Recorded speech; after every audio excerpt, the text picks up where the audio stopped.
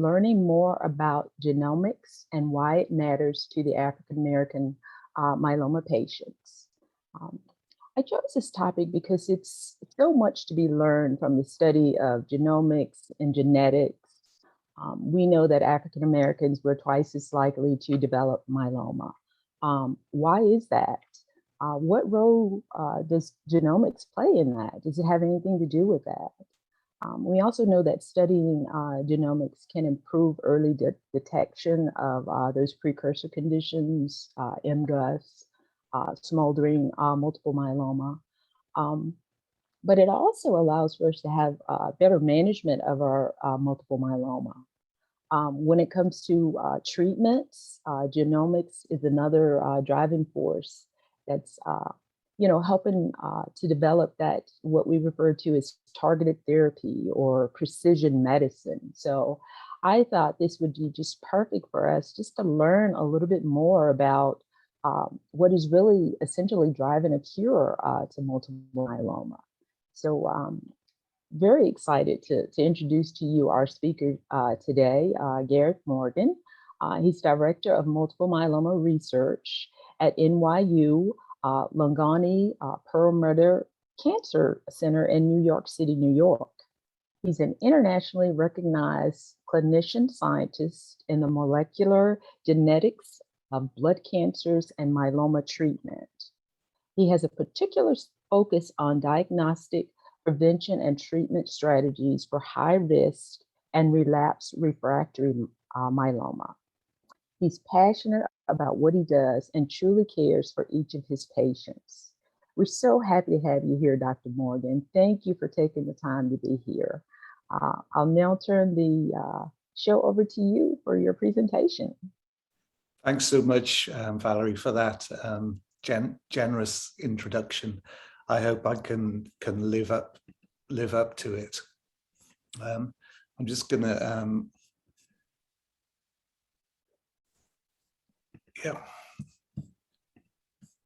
gonna start my slides and begin in trying to tell you about multiple myeloma and African Americans. And I'm going to try and paint a picture for you of how the movement of human populations, which has happened over the millennia, can impact on a disease process, allow us to find answers to questions about disease, and to introduce and manage the disease more appropriately. So I think this is a very educated audience, and this kind of description of multiple myeloma and its age incidence. Dr. Morgan, sorry to interrupt you. I don't think the screen is being shared. Aha. Sorry. Bad thing.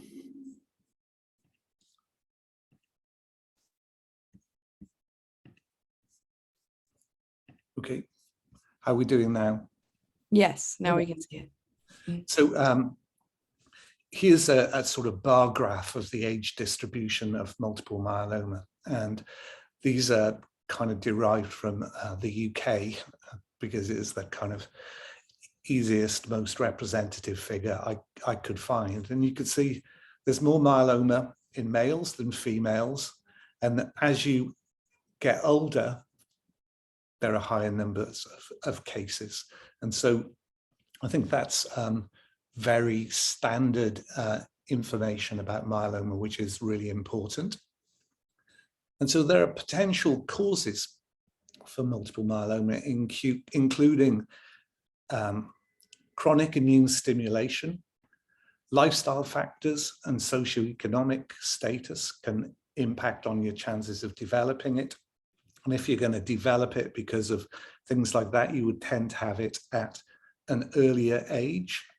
And there are inherited factors that impact on the likelihood of developing multiple myeloma. I kind of want to say now that if there are people on who have multiple myeloma, they don't need to worry about their children or their family members. It's not that kind of genetic inheritance. Turns out that one of the major associations with multiple myeloma is with obesity. It kind of seems to me to be kind of reasonably well demonstrated that there is an association if you're kind of larger and more obese. But it's not clear to me that obesity explains any differences that exist between the rates of myeloma in African Americans and European Americans. There are some studies that have looked at that, and I think it says that that kind of obesity doesn't explain the difference, but there may be important differences in diet and lifestyle factors that could be important. Other factors are this chronic immune stimulation, and unless you're a card-carrying immunologist, I suspect that this figure on the right isn't telling you much. But what we know is that the lymphocytes, the cells that myeloma develops from, are very important in protecting you from infection. So some people have a stronger immune system than others. And if you have a strong immune system, you may, as a consequence, get more mutations or cancer-causing mutations in the plasma cells, which lay at the root of myeloma. But like a lot of what I'm going to tell you today, it's uncertain. There does seem to be an association of myeloma with arthritis and inflammatory diseases, but nobody's ever really showed anything to do with allergy, vaccination, or anything else that really nails this question. But it remains one of those really major mechanisms that are important to understand. And again, socioeconomic status and risk. It's very difficult to show differences between African American and European American populations and socioeconomic status and the risk of developing multiple myeloma. So in all of these areas, I think there's still scope for more work trying to really understand the differences. And these are the differences. So in African Americans, they tend to get multiple myeloma at an earlier age and to have a significantly higher incidence rate at each specific age. And as patients get older, the differences get less, suggesting that genetic factors or other factors may be active at earlier age groups. So, okay, where are we with the genetics of inheritance of disease? And it's fair to say that you can inherit factors in your genes which impact both the risk of developing a cancer and your risk of developing side effects from the treatment for the cancer. Everybody is almost exactly the same in terms of the structure of their genome, but about 0.1% of the genome differs between different individuals.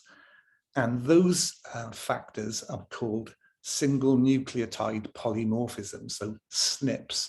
So one of the DNA bases is just different, and those are distributed throughout the genome and are thought to be important in defining risk.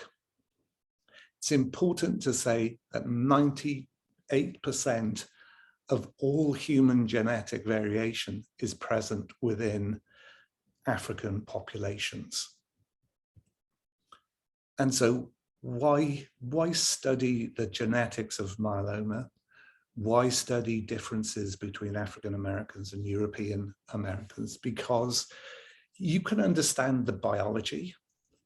It can help you to find factors in the environment which are important. You can define scores that may define people at high risk.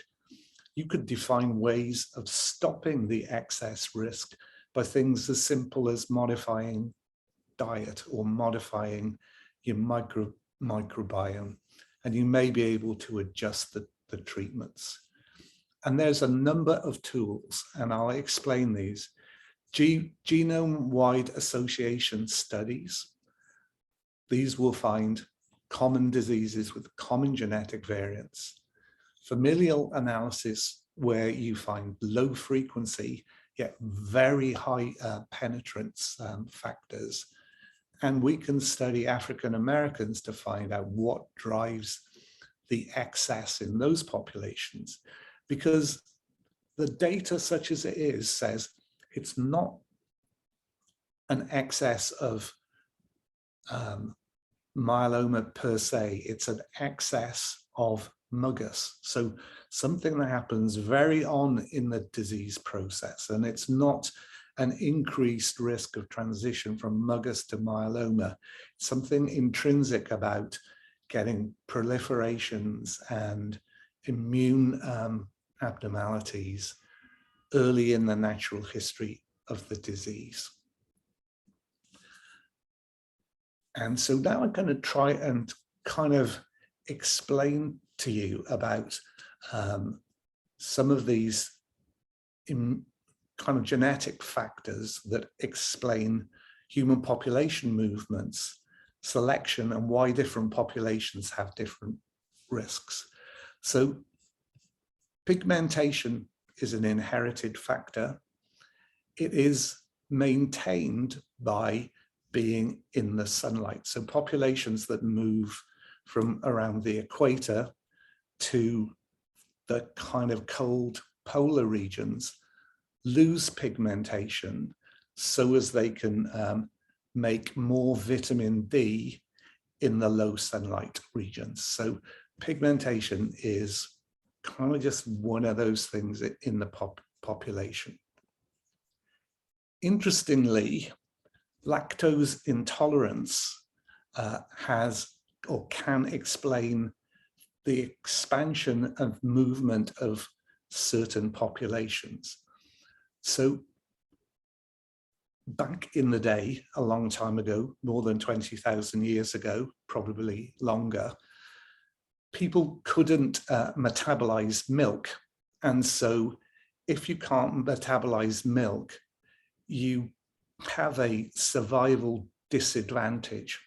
And so mutations arose in what you can think of as Indo-European populations and in the Bantu-speaking populations in Africa, which allowed those populations to metabolize milk better, gave them a survival advantage, which led to their spread around Europe and the Middle East and across Africa.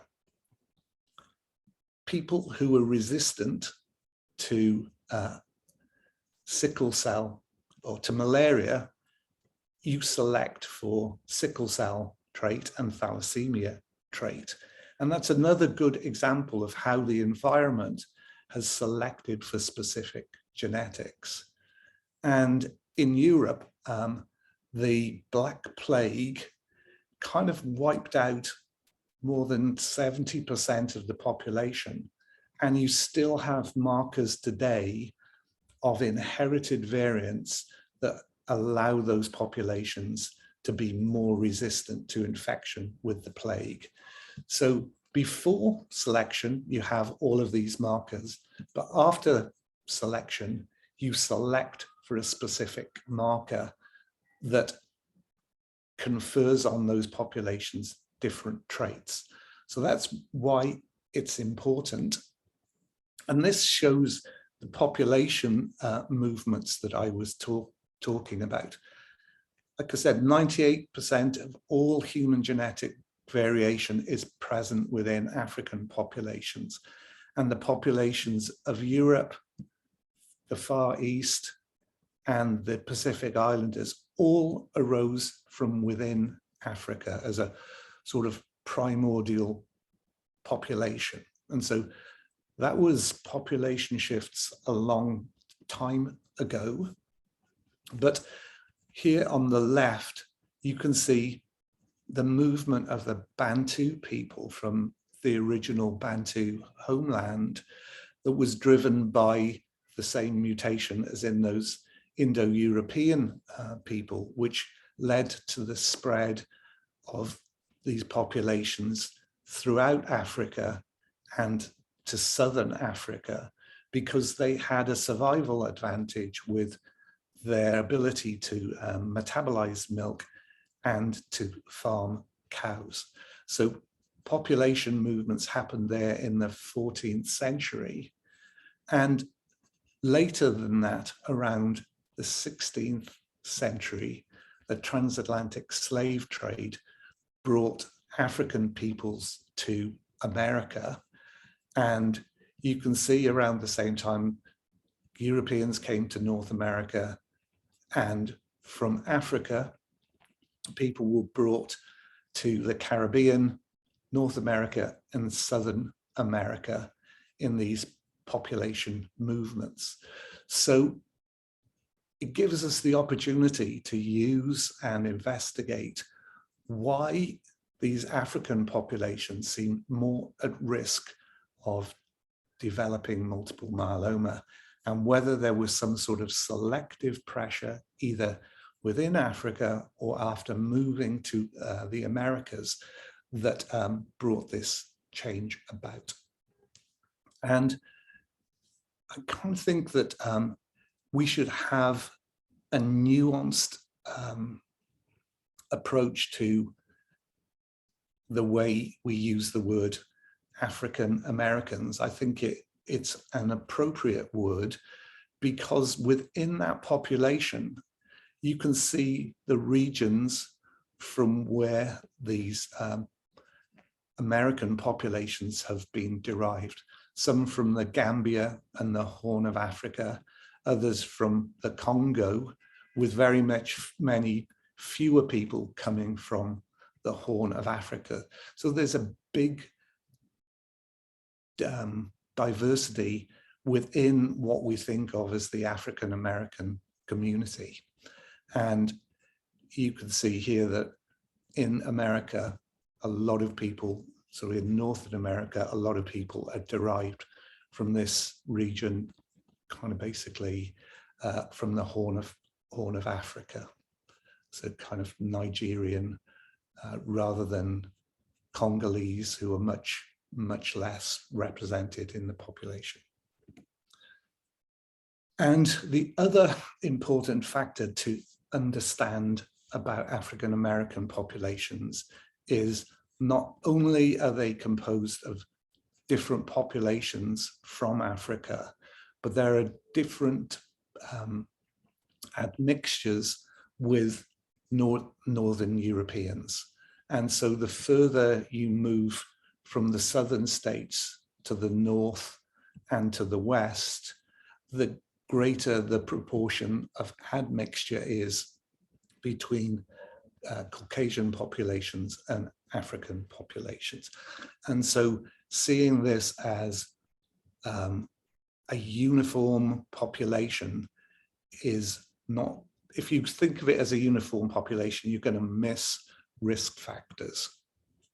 And so you can ask, if you went back to Africa, is there still an excess risk of myeloma amongst African populations? And if you look at the Gambia here, which is close to the regions I showed you on the previous slide, then yes, it does seem that there is an African predisposition to myeloma, which is also present in African American populations. Okay, so that's by way of background. And so I think the question I would ask is, if I had myeloma and I was of African origin versus European origin, is there a difference in the genetics of my disease, and should it be treated differently?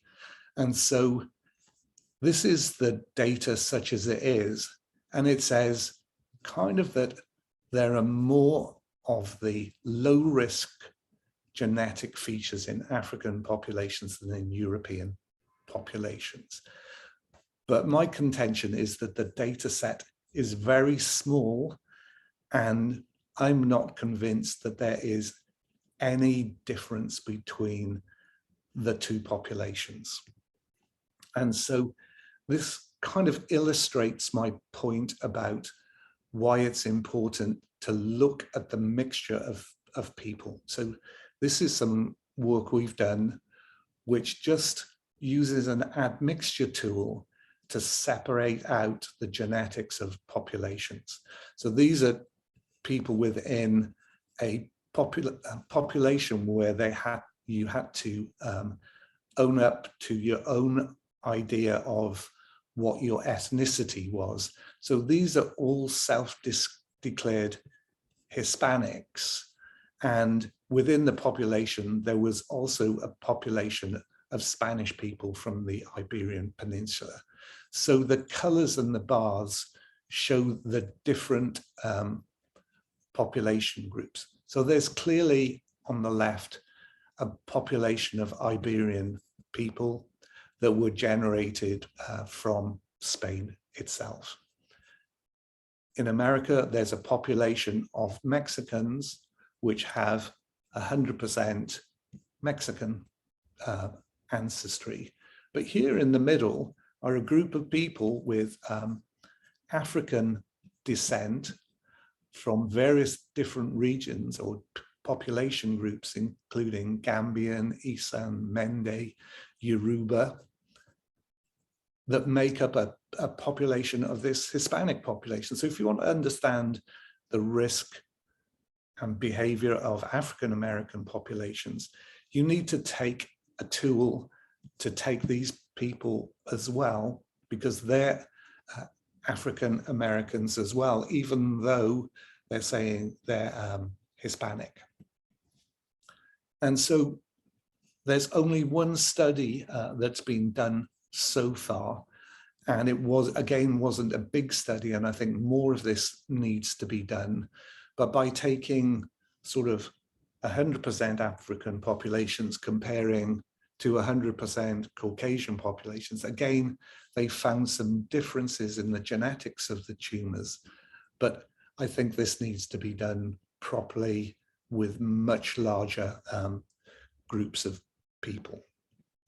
And again, a similar study where some minor population differences were found in kind of minor genes that don't seem to impact outcome.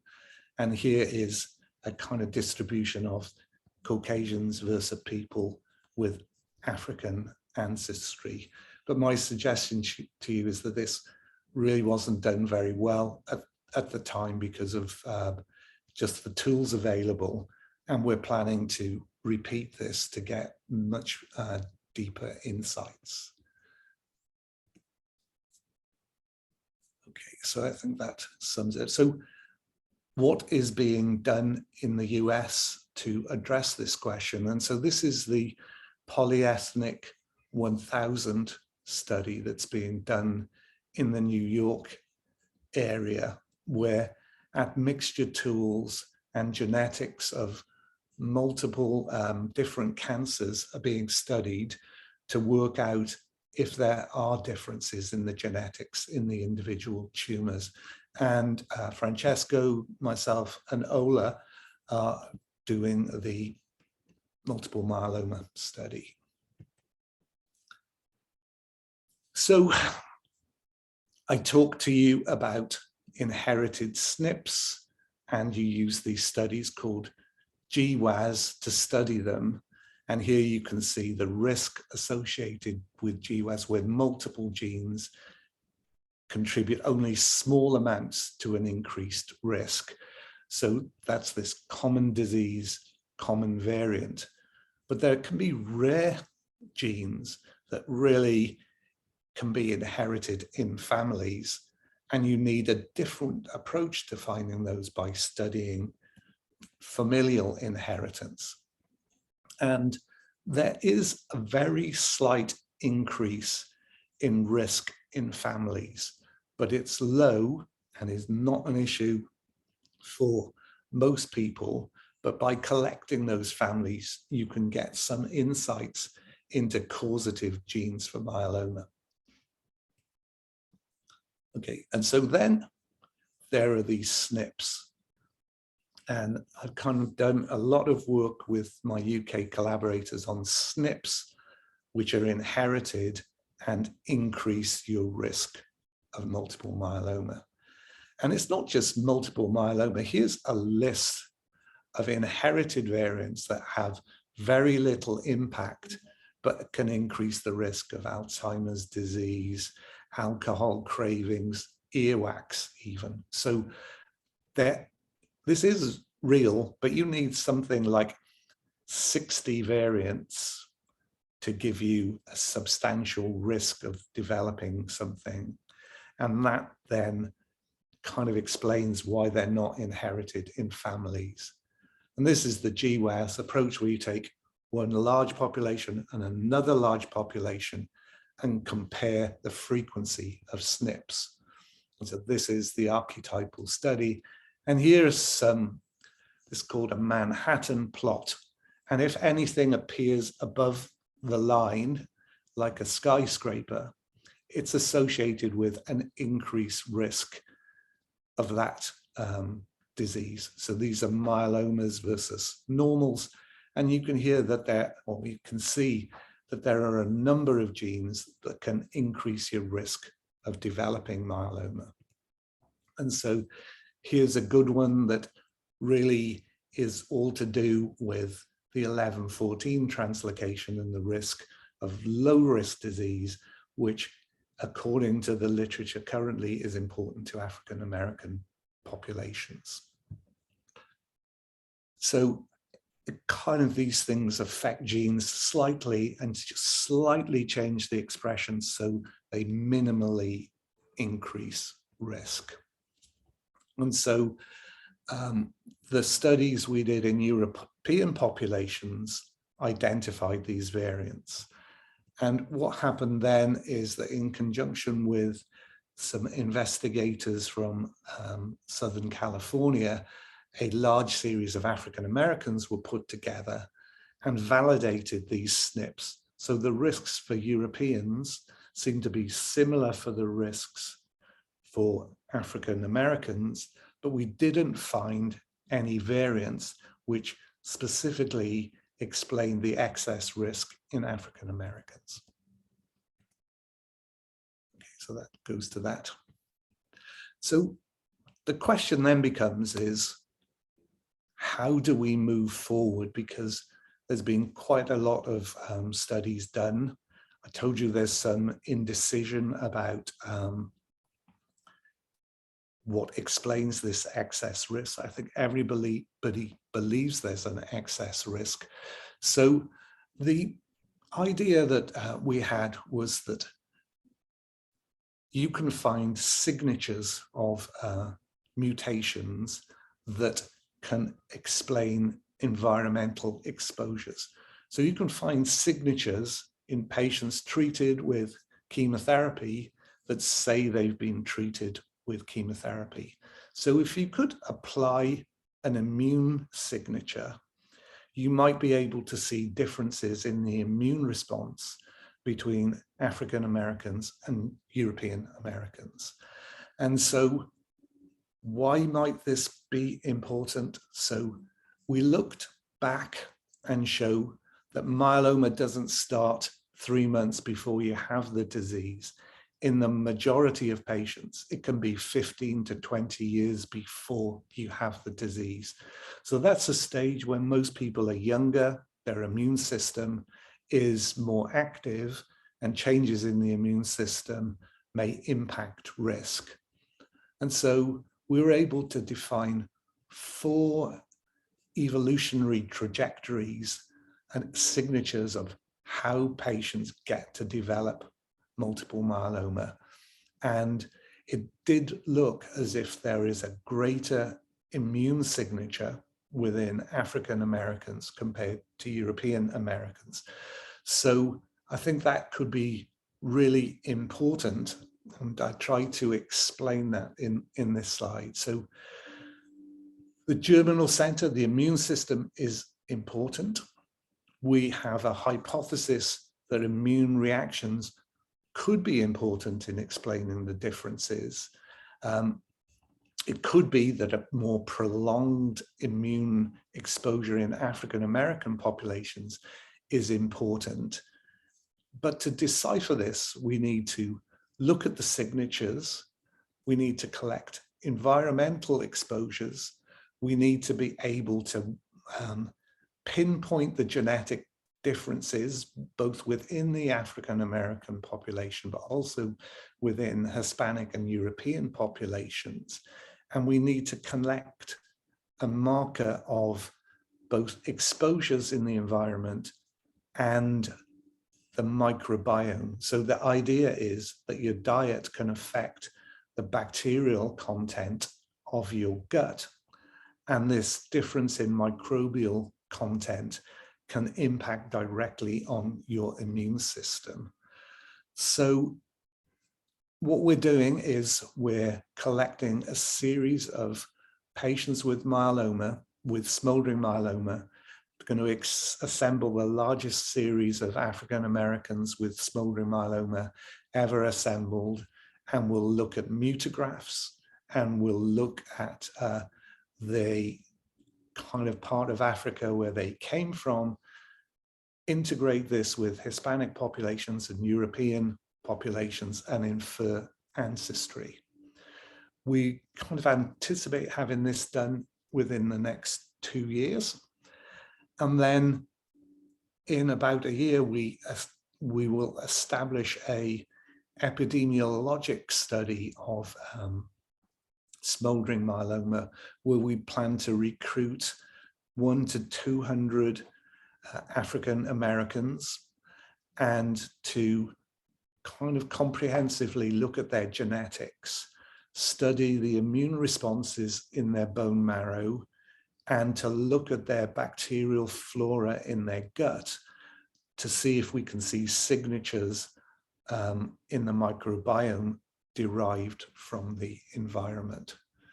And so this is the study outline where these different aims are outlined, and it shows it's a kind of pan-USA approach with focus in New York, Miami, Alabama, and Houston, so that we can get a good distribution of populations from within the African American community. So I'm going to thank you for your attention, stop there, and pass it back to Valerie for questions.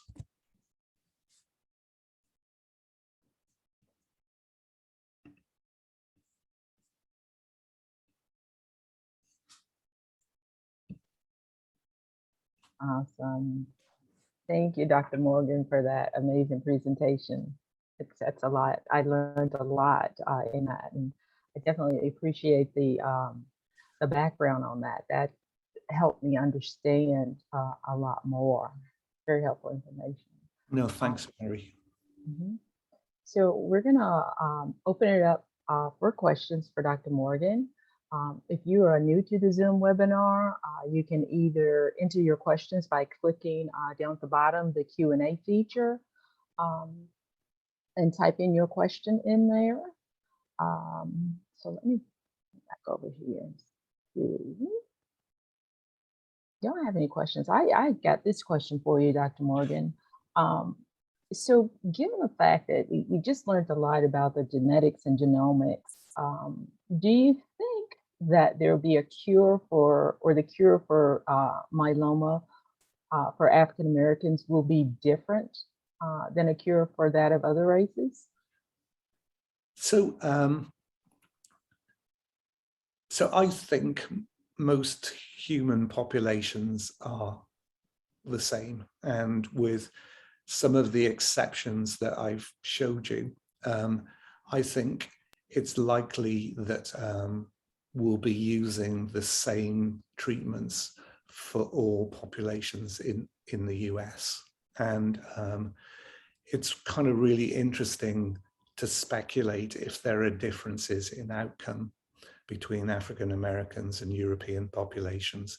And I think largely given equal access to healthcare systems, that the outcomes are identical, if not a little better, in African American populations. So I think that's kind of an important feature, but the burden of disease is twice as great in African American populations. And so it becomes a very important question, I think, for the African American community, because, you know, given the similar age, you're likely to know, you know, people with myeloma, and providing support, access to healthcare systems is crucially important, I think. And so getting to the bottom of these questions allows us to really, you know, like focus on them with laser focus and get a real solution, rather than saying, okay, yeah, there's just an excess risk of twofold. Yeah, we don't know what caused it, on we go. And so it is important to focus on it, and it is real, and it is a real healthcare issue. Thank you. So Jackie asks, how does someone become a part of the study that you're doing? Is it her understanding that it's only testing African Americans that currently have MGUS? So the plan is to enroll African Americans who have either MGUS or smoldering myeloma, and HealthTree has been kind of generous enough to kind of say that they would kind of help us to locate these people and to try and recruit them into the study. We don't want people to have to travel great distances, and so it would be good to meet people and see how we could make this happen. Thank you. And Sally asks, if the gut biome is important in African Americans for a long period of time, can it be said that the gut biome is important ongoing multiple myeloma patients as well? So it's only recently that we've started to get into this gut microbiome idea, but there are differences in outcomes to treatment based on the gut microbiome, as well as increased risk of diseases. So yes, it is important. It can change during chemotherapy as well. And while it's a little, not far-fetched, but cutting edge currently, it's possible to change the microbiome easily by either diet or just giving people, what are they called? Like active cultures of yogurt. I mean, it's the same as that. I'm not saying we use active cultures of yogurt to change the microbiome, but we should be able to design ways of doing similar things to adjust the microbiome, adjust the immune response, and to prevent this as a problem. So I think it's really important that we understand, are there differences in the microbiome between different populations? Is it between Europeans and African Americans, or is it between rural living African Americans and city living African Americans? Is there a difference between the North and the South? And that kind of thing, I think, is really important background information that we don't have currently, which is why the study is important. Thank you. Gigi says, superb presentation. Could you please expand on how mutations happen in the immune system? We think of the system as a group of B cells, T cells, and no cells. What's mutating them? Yeah, so like kind of, thanks, Gigi. It's a really informed question. So to have a good immune system, you have to make antibodies that recognize foreign bodies, so mainly infections.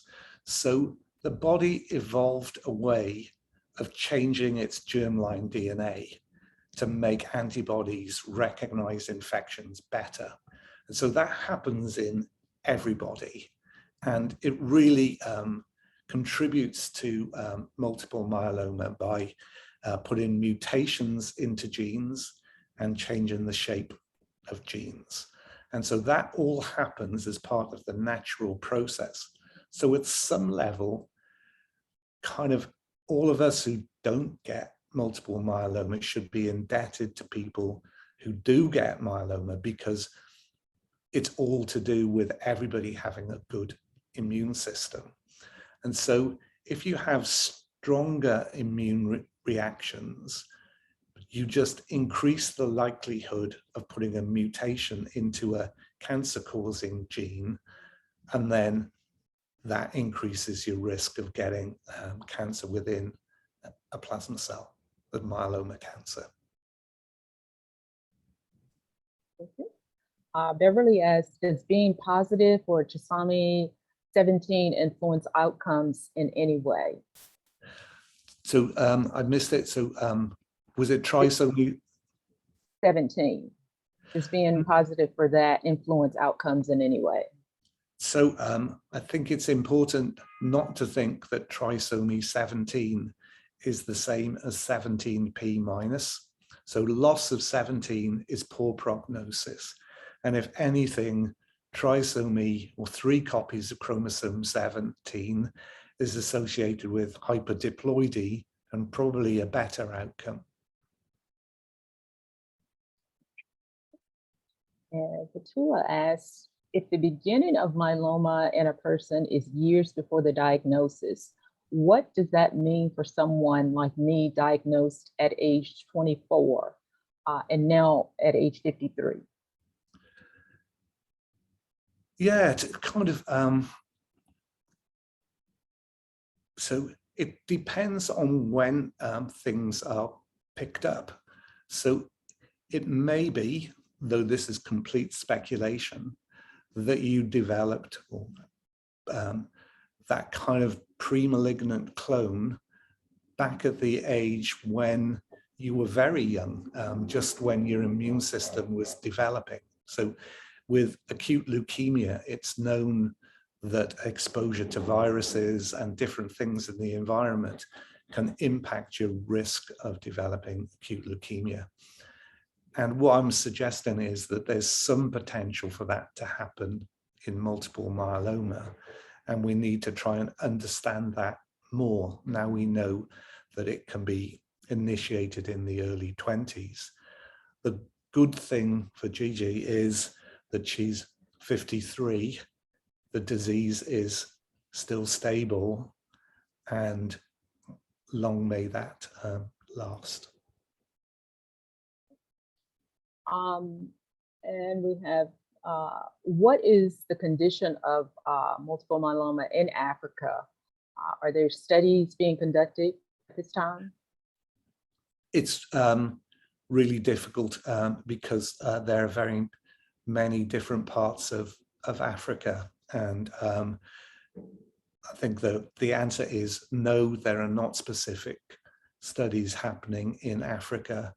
Maybe there are studies in Southern Africa. Certainly there are some big hospitals in Johannesburg and Cape Town, but I don't think in the Horn of Africa and Nigeria that there are many studies happening currently.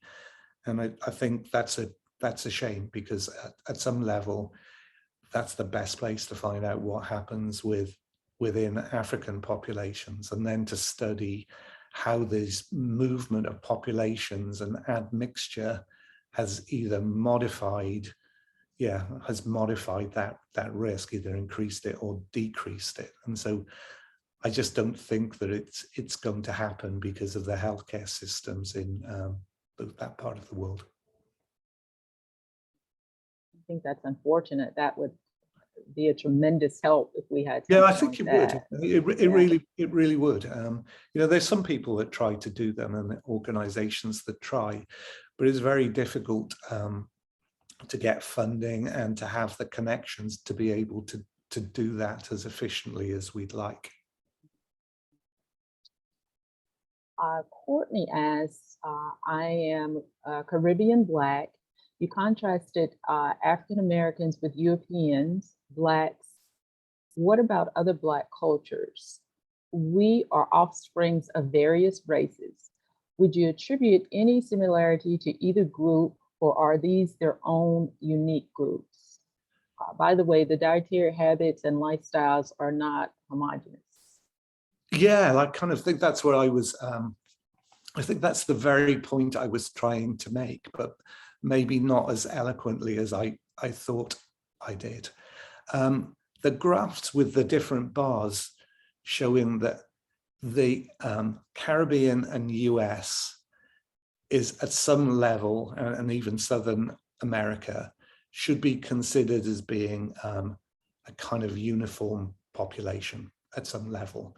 But I don't think it is, because I showed that Nigerian populations were overrepresented within the US, whereas some of the more southern populations like Congolese were more prevalent in the Caribbean and Southern America.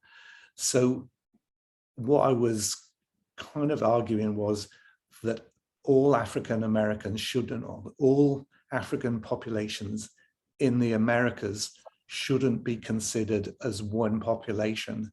It's wrong at so many levels to do that. And these admixture tools I showed you gives us a way of looking at different populations from within the African population and how they've changed, having moved to, what was called the New World at some stage. And Janice asks, my father was diagnosed with multiple myeloma in 1972 and lived with it for 22 years. Then I was diagnosed in 2013. Is it possible that I inherited this disease from my father? So I think it is possible. And like I said, there are families that have myeloma running through them. There are not many of these families that have been studied. And if we had a better way of collecting the DNA, I think it would be very informative to study families. But for the majority of people, it's important to say it doesn't run in families and it doesn't increase the risk in your children. But like that person, I mean, I think it could be, but it could be chance as well. So I want to, just while you're on that, as you were talking, I put something down in my notes there that, is it the genomics that is inherited? What is inherited? So you inherit SNPs, shall we say. So every gene is not homogeneous, and so it acquires different variants within it. So some variants can increase your risk of developing a disease. So in myeloma, some genes, which are very rare, may cause a trend throughout a family, but the majority of the variants affect genes that don't really increase your risk unless you have, say, 10 variants that all go in the same direction. And so mostly it doesn't pass in families. So now I want to get your thoughts on, because we hear a lot about precision medicine and targeted therapy and things of that nature. Can you talk a little bit about that? Specifically, like we know that we have the venetoclax for the 1114. Do you see that, other treatments for those other subtypes that you had mentioned earlier in the future? Yeah, so I think it's a real kind of goal for all people with multiple myeloma, and maybe there's an excess of the 1114 in African American populations, and venetoclax could be really useful within those populations. We know that people with the 414 translocation kind of do well with proteasome inhibition, and so giving more proteasome inhibitors to those patients may be useful. We can use combinations of mutations to define high-risk patients, and there's a clear need to treat high-risk patients differently, because getting to MRD negativity is really crucial for those higher risk populations. For very low risk populations, you may be able to watch or accept a low level of disease and not aim for complete eradication of the disease. So I think we really are in a position where we're doing personalized medicine already, because I think we try and take account of all of these factors. Thank you. Very good information. Thank you, Dr. Morgan, for being with us today. It's just a pleasure to learn, just take a deep dive into the genomics and genetics. So we definitely want to thank you for your time today. I also want to make you aware that we have our very special event upcoming as well. We have the privilege to hear from Dr. Jim Allison, an immunotherapy pioneer and Nobel Prize winner. His unconventional thinking led to the treatments that we now know as immunotherapy. You have the opportunity to watch his documentary for free, and then you can also come and ask your questions on November the 15th at 3 p.m. So you have the opportunity to sign up today on the Myeloma Crowd site. You may be interested in other myeloma community events that we have coming up. Tonight, we're going to have the Myeloma Caregivers event with myeloma coach Linda Levin. She will use the method of art therapy to teach us how we can learn how to be respectfully assertive. And just as I mentioned, Jim Allison, that event is going to be the 15th. We're really looking forward to this one, so sign up and tell your friends and family about it. Tuesday, November 16th at 1 o'clock Eastern, the Connect with the Myeloma Crowd chapter will be meeting to discuss the HealthTree Cure Hub features. So you don't want to miss that. Personalized treatment options. They're talking about clinical trials, finding your myeloma twin machine, and the myeloma community forums. The link to sign up for any of those events and even more events that I haven't mentioned today is found at the bottom of the slide and will be sent out in a follow-up email within 48 hours of this event's completion. Once again, I want to give a big thanks to our sponsors, Personalized Swift, Kate Oncology, Carrier Farm Therapeutics, Adaptive Biotechnologies, Oncopeptides, Janssen Oncology, AbbVie, Sanofi, Amgen Oncology, and Genentech. And thank you for helping us build a strong African-American myeloma crowd community. I appreciate you and hope that you enjoy the remainder of your day.